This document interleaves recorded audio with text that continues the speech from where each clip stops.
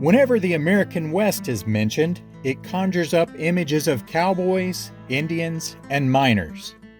This story involves two amateur miners who were searching for gold, but found something much more rare.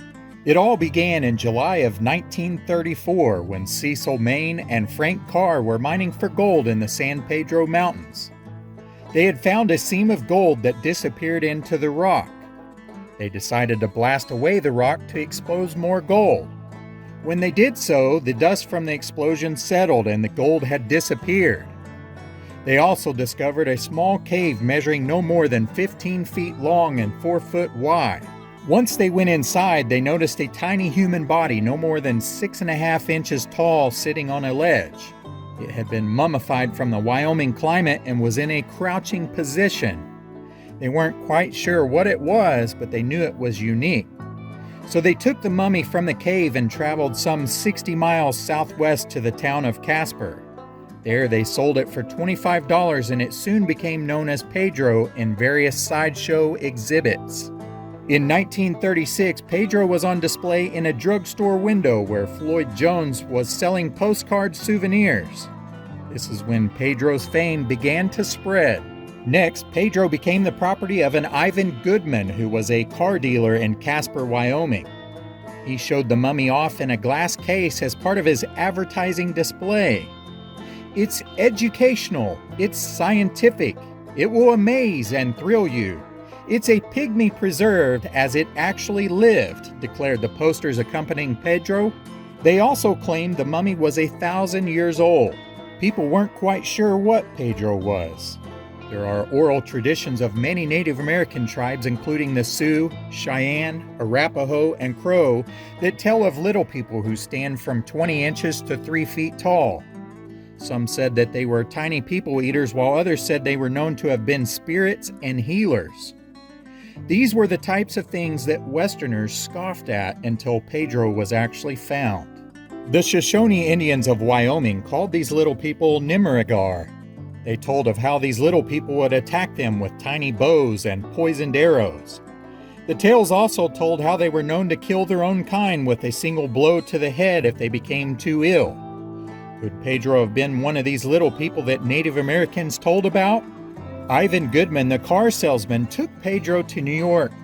There he was examined by the American Museum of Natural History in New York and the Anthropology Department of Harvard University. These two institutes agreed that Pedro was no hoax and was indeed a genuine human specimen. The experts disagreed as to precisely what Pedro was. One theory stated that he was a baby suffering from a rare genetic condition called anencephaly. That is a congenital disability that occurs in the womb and leads to the absence of part of the fetus's brain, skull, and scalp. Pedro's tiny size led many to believe that he was a baby even before the experts examined him. Several anthropologists from the University of Wyoming and Henry Shapiro of the American Museum of Natural History did believe him to be an infant.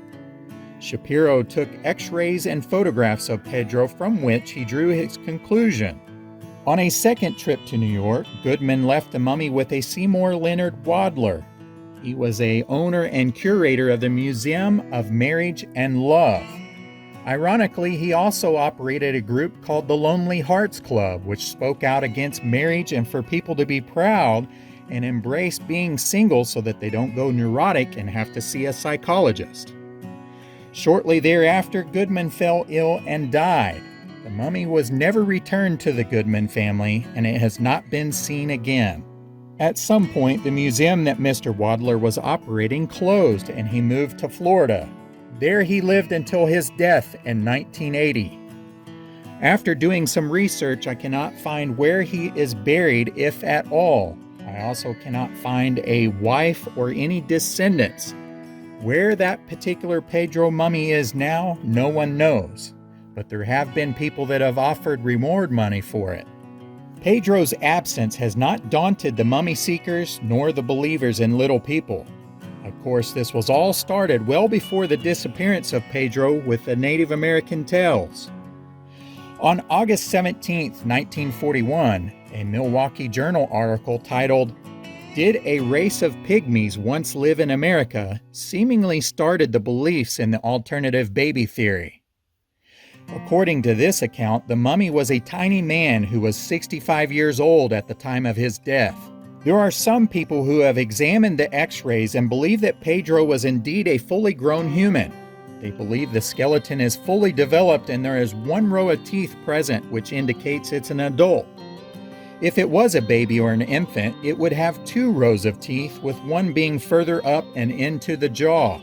It is also believed that there is food in the stomach, at least according to the x-ray, and it is raw meat, further backing the theory of it being an adult. The teeth have also been described as being pointed and one of the flesh-eating variety. If Pedro could be examined again with today's DNA technology and medical scanning, it might give us more evidence as to who or what he might be. As it stands, it's still a debated topic and somewhat of a mystery, especially since he's still missing. However, there has been one more clue. In the 1990s, the popular show Unsolved Mysteries featured an episode about Pedro. As a result, a Wyoming rancher brought Dr. Gill, who was featured in the episode, another mummy. This one was found in the San Pedro Mountain area, but in 1929 or so. Dr. Gill sent the mummy to the Denver Children's Hospital and also examined it himself. They obtained x-rays and a DNA sample as well as radiocarbon dating.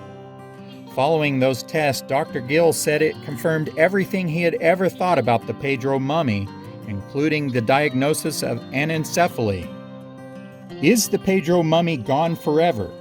Will anyone ever find more mummies in the San Pedro Mountains area? Perhaps they will.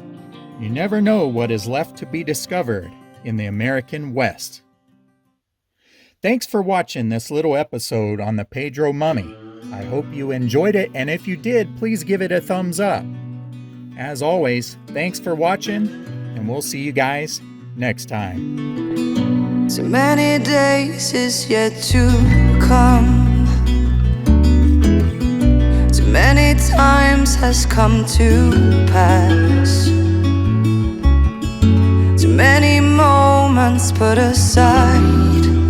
Getting out alive. Getting out alive. Writing letters in the sand. Lost to ocean's gentle hand. Through the sunrise I will